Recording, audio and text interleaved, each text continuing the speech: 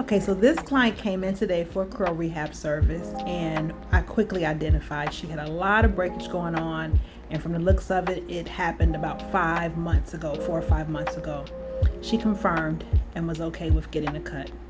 So remember, you can't outstyle damaged hair, and sometimes you can't outcondition it because it's already broken. So we cut it, and then we proceeded to do our restorative cocktail to condition and restore the remaining hair.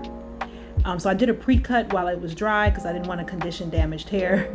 And so now, after the restorative treatment, now I'm kind of fine-tuning the cut with some of the replenish leave-in. And then after we fine-tune the cut, we're going to style it with the Reform styling foam.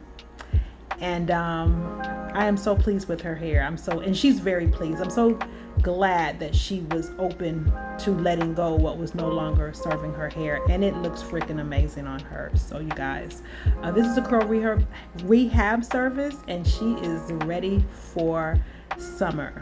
Her curls are beautiful.